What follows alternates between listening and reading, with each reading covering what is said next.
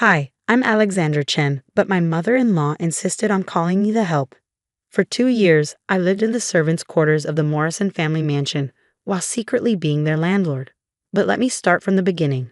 I met William Morrison at a charity gala where I was volunteering as a server. He was the handsome heir to the Morrison fortune, known for their luxury hotel chain.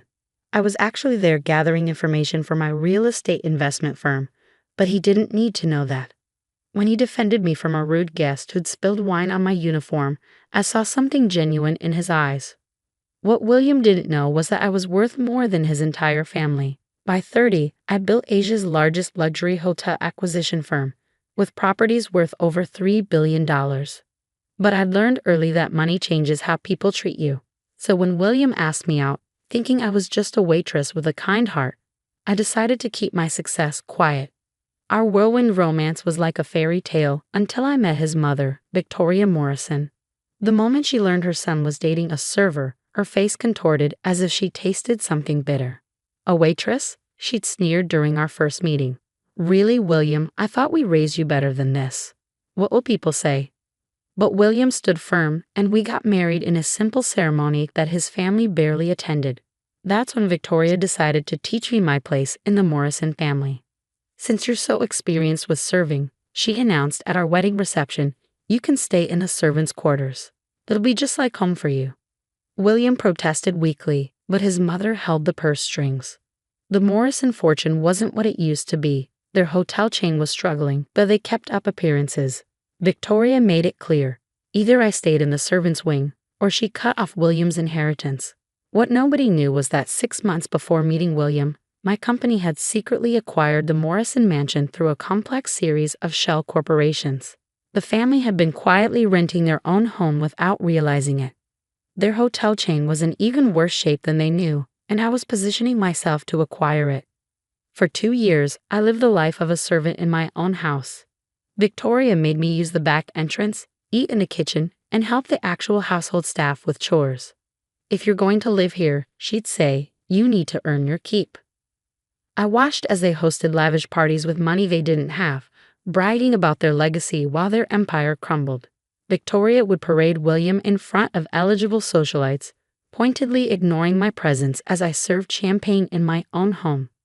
Then came last week. The bank called about their overdue mortgage payments that were actually due to my company. Victoria threw a fit in her private study, not knowing I could hear every word. We need more time, she shouted into the phone. Do you know who we are? The Morrisons have owned this house for generations. That's when I decided it was time for the real owner of the Morrison mansion to make herself known. Because tomorrow morning, Victoria had arranged a meeting with the bank manager to beg for an extension. She'd insisted I come along. Apparently, my lowly presence would emphasize their desperation. Little did she know, I'd already arranged my own surprise for the meeting. The next morning, Victoria swept into the bank in her Channel suit, practically dragging me along in my simple dress. Stand behind me and try to look pathetic, she hissed. Perhaps they'll take pity on us if they see we're charitable enough to keep you around. The bank manager's office was opulent with a view of the city skyline. Victoria had insisted we meet at this specific branch, the city's most prestigious, to maintain appearances. What she didn't know was that I owned this building too. Mr. Phillips will be with you shortly, the secretary announced. Phillips? Victoria frowned. We're supposed to be meeting with Mr. Henderson, the branch manager. There's been a change, I said quietly. Mr. Phillips is actually the CEO of Royal Crown Banking. Victoria's head snapped around. How would you know that? Before I could answer, the door opened. Thomas Phillips walked in, my longtime friend and business partner. He took one look at me standing meekly behind Victoria and had to suppress a smile. Mrs. Morrison, he began formally.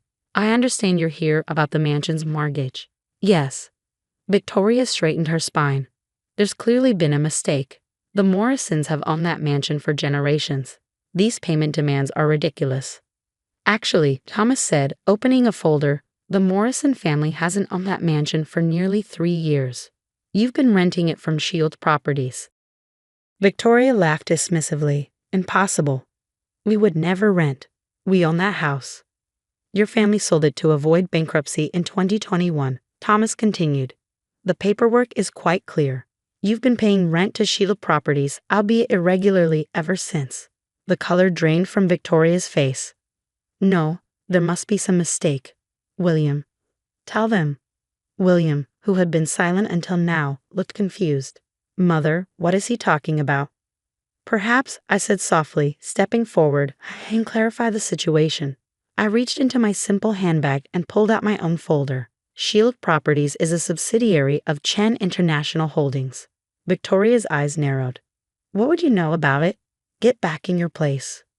My place? I smiled, pulling out my company ID and placing it on the desk. You mean as CEO of Chen International Holdings? Or as the owner of this bank? Or perhaps you mean my place as the actual owner of the mansion you've been living in? The silence was deafening. William's coffee cup slipped from his hand, spilling across the imported carpet. This is a joke, Victoria stammered. You're a waitress, a nobody. Actually, Thomas interjected, Ms. Chen, Mrs. Morrison, is one of the largest real estate developers in Asia.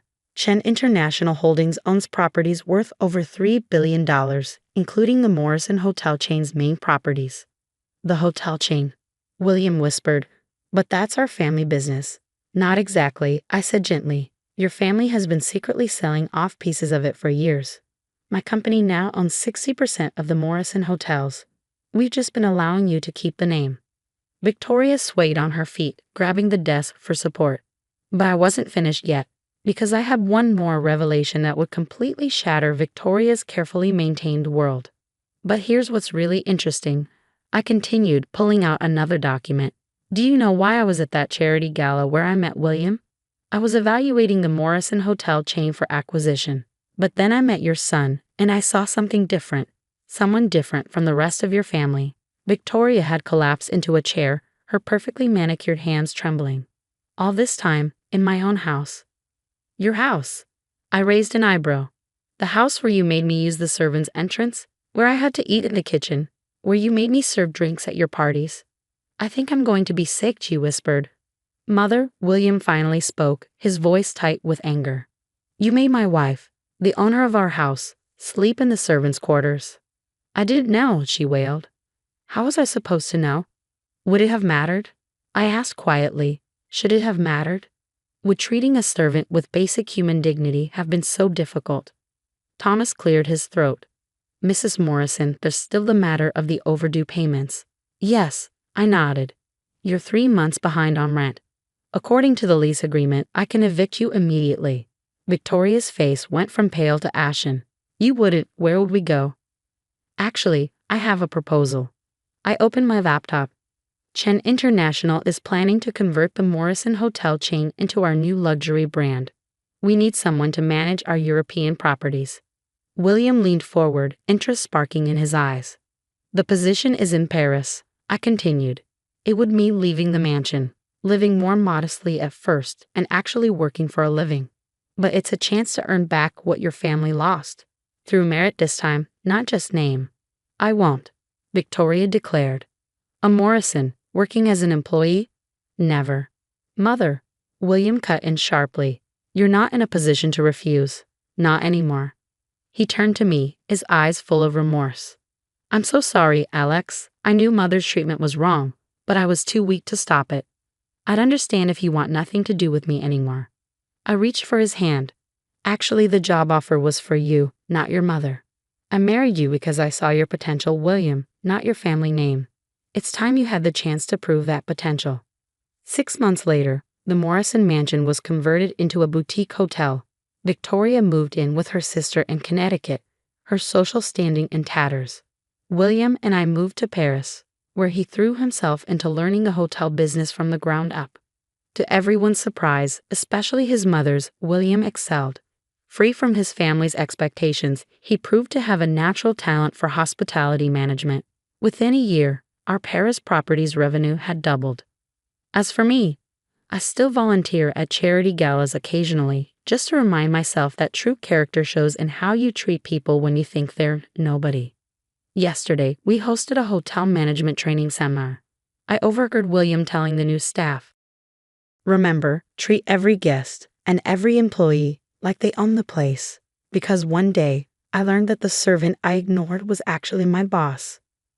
Victoria still sends the occasional email, always asking when we'll restore the family name. I keep her messages in a special folder labeled Lessons in Humility. The mansion's servant quarters, I converted them into a staff training center, where every new manager starts their journey learning to serve before they can lead.